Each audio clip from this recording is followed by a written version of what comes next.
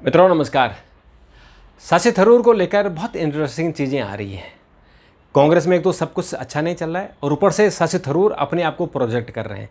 अब उन्होंने मुख्यमंत्री पद पर दावा ठोक दिया है और क्या वो कांग्रेस में रहेंगे या बीजेपी में आएंगे, आज इसके बारे में मैं आपको एक बड़ी खबर देता हूँ। अगर मित्रों आप नए हैं तो चैनल को सब्सक्राइब कर दीजिए और हम आपको इसी तरह से नई खबरें देते रहते हैं।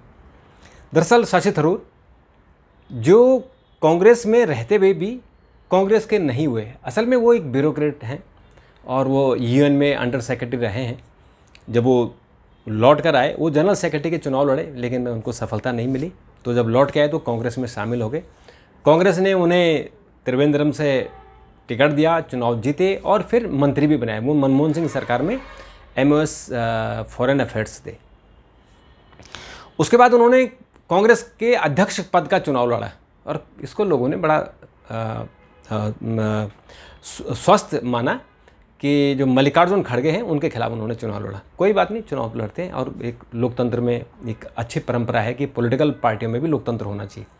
ऐसा नहीं कि आपने पार्टी ने तय कर लिया कि फलाने आदमी को अध्यक्ष बनाना है तो कोई उनके खिलाफ खड़ा ही नहीं हो। कोई हो, उन्हें पता है कि ये पार्टी का जो ऑफिशियल कैंडिडेट होगा नेचुरली उसको समर्थन मिलेगा। तो तब से और उसके बाद से शशि थरूर का प्रधानमंत्री मोदी का तारीफ़ करना, जगह जगह उनकी नीतियों का, आर्थिक नीतियों का शशि थरूर ने कई बार तारीफ़ की है। उसको लेकर कांग्रेस डिफेंसिव रही।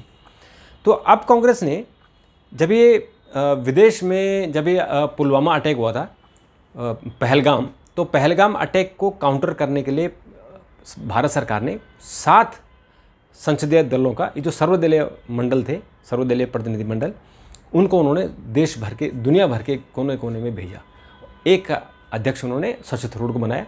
तो कांग्रेस ने एतराज़ किया था कि जो हमने नाम भेजे उनमें से बनाओ, पर मोदी ने कहा कि नहीं, शशि थरूर समझदार हैं, विदेश नीति समझते, और जो 7 दल गए थे उनमें सबसे ज़्यादा जो हाईलाइट हुए वो शशि थरूर हुए।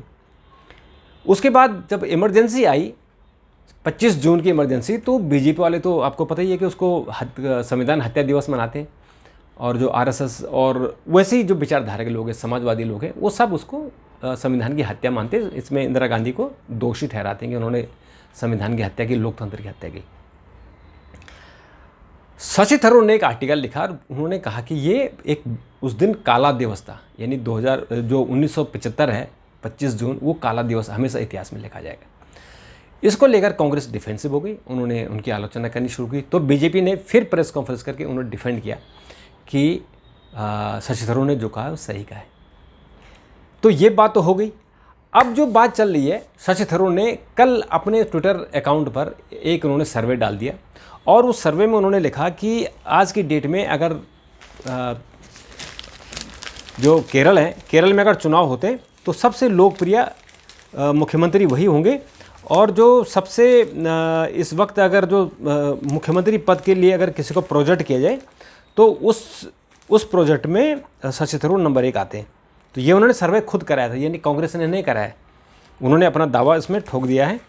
और अब उसमें जो इंटरेस्टिंग है कि एक तरफ तो कांग्रेस में जो कर्नाटका में है वहाँ विवाद चल रहा है, क्योंकि जो कर्नाटक के मुख्यमंत्री हैं सिद्धरामैया, अब वो पद छोड़ने को तैयार नहीं है। पहले उन्होंने कहा था कि अब 2.5 साल मैं रहूँगा और 2.5 साल फिर जो है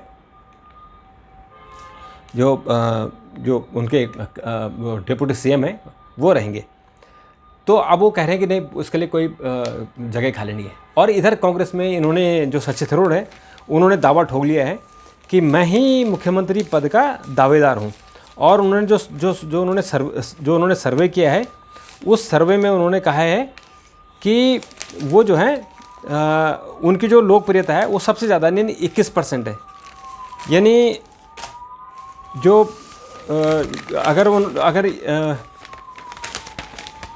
जो वो हैं, जितने लोग हैं कैंडिडेट हैं, उनमें सबसे ज़्यादा लोकप्रिय शशि थरूर है जो 21% है। उसके बाद 15% पर उन्होंने जो वहाँ स्टेट के जो वो प्रेसिडेंट रहे हैं कांग्रेस के, उनको उन्होंने कहा कि 15% है।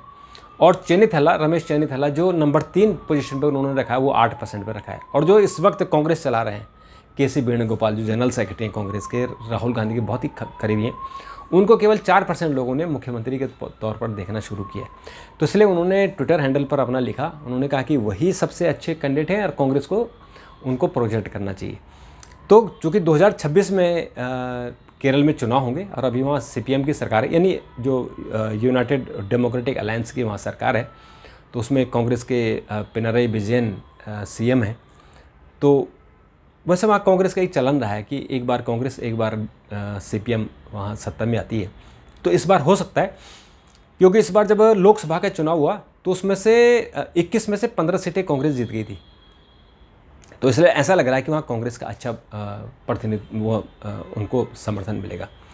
और तीसरा जो और भी इंटरेस्टिंग है कि अगर कांग्रेस शशि थरूर को समर्थन नहीं देती, यानी उनका प्रोजेक्ट नहीं करती है, तो आप ये मान के चलिए कि शशि थरूर को आने वाले दिनों में बीजेपी में होंगे, यानी वो मुख्यमंत्री पद का चेहरा होंगे, चाहे वो कांग्रेस से होंगे या बीजेपी से होंगे।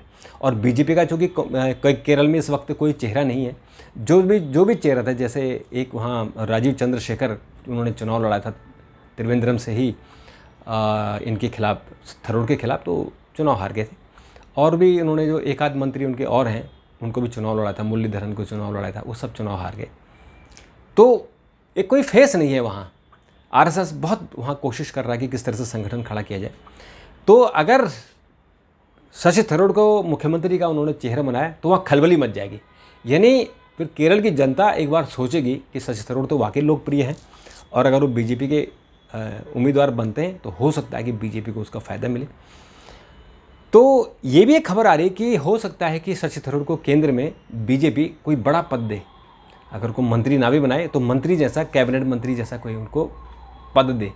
तो ये भी एक चर्चा चल रही, लेकिन वो कब तक उसका रास्ता निकलता है ये तो इंतज़ार करना पड़ेगा। लेकिन कुछ कांग्रेस में पक रहा है, बीजेपी में पक रहा है, शशि थरूर को लेकर पक रहा है। तो शशि थरूर जैसा तेज़ तर्रार आदमी जो इंटेलेक्चुअल कैटेगरी में आते हैं, तो वो अगर बीजेपी में आते हैं तो बीजेपी में एक इंटेलेक्चुअल की संख्या बढ़ जाएगी। तो इसको हमें थोड़ा इंतज़ार करना पड़ेगा, देखना पड़ेगा। लेकिन मित्रों, अगर आपके कोई सुझाव हो तो ज़रूर दीजिएगा, मैं इस पर जवाब देने की कोशिश करूँगा। अभी के लिए नमस्कार।